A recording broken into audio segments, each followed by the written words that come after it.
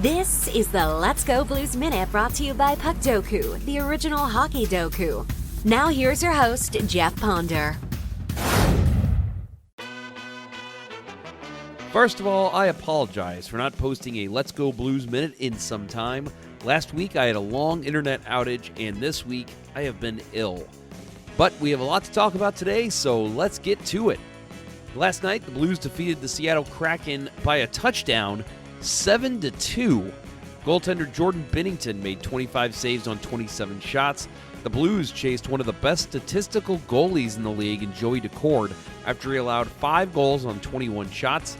Nicky Coco came in relief in his first NHL appearance and allowed 2 goals on 6 shots. No, that is not the new pop artist in the U.S., Nicky Coco. That is the backup who made his NHL debut last night. Goal scorers for the Blues included Jordan Kyrou adding his 24th, Oskar Sundqvist scored his 5th, Robert Thomas added his 18th, Cam Fowler his 7th, Jake Neighbors his 14th, and Zach Bolduc added 2 goals, his 7th and 8th. Worth noting, the Kraken, their goals were scored by, 2 former Blues, Vince Dunn and Jaden Schwartz. Robert Thomas extended his point streak to 7 games with a goal and an assist. He has 4 goals, 7 assists, and 11 points during that point streak. Cam Fowler and Oskar Sundqvist each had a goal and 2 assists, and Jake Neighbors had a goal and an assist for the Blues.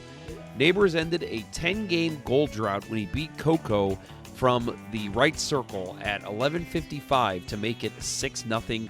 It's the first time in Sundqvist's NHL career, 471 games by the way, he's had more than 2 points in a game, so a milestone night for Oskar Sundqvist as well. Speaking of secondary scoring, the line of Sundqvist, Bolduc, and Matthew Joseph combined for 3 goals and 3 assists for 6 points. Joseph was a +1 and played 15:54 with 4 hits in his 400th NHL game. The Blues are 3-0-1 in their past 4 games and ended a season-long 6-game homestand 3-1-2.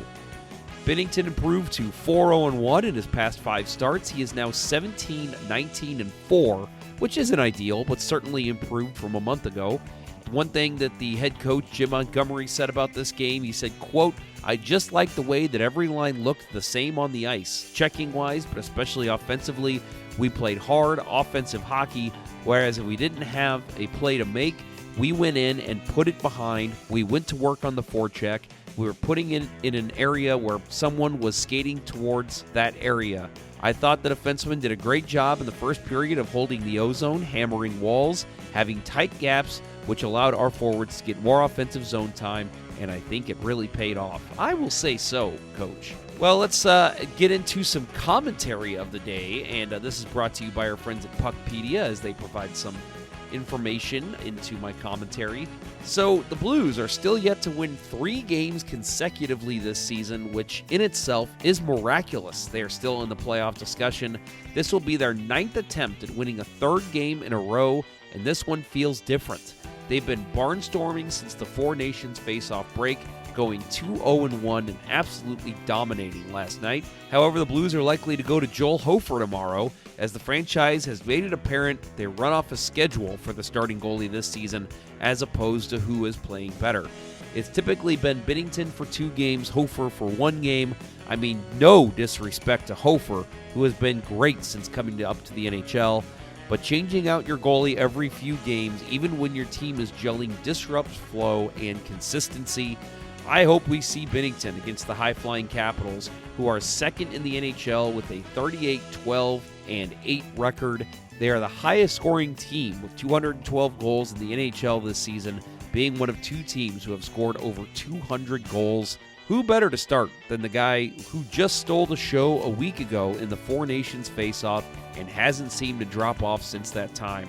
You play the hot hand. Play the guy who you have anointed the starter since he won the Cup for you in 2019. Wait, Jeff, one more thing. Well, let's get into talking about some Puckdoku. The winner yesterday was Bill.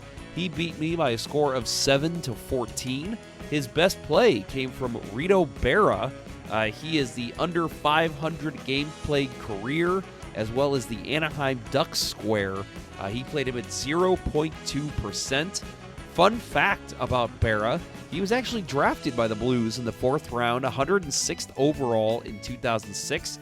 He never appeared in a game for the Blues, but was involved in a trade that brought a cornerstone piece of the 2019 Stanley Cup team. He, along with Mark Kandari and 2 draft picks, was moved to the Calgary Flames on April 1st, 2013. In return, the Blues received defenseman Jay Bouwmeester.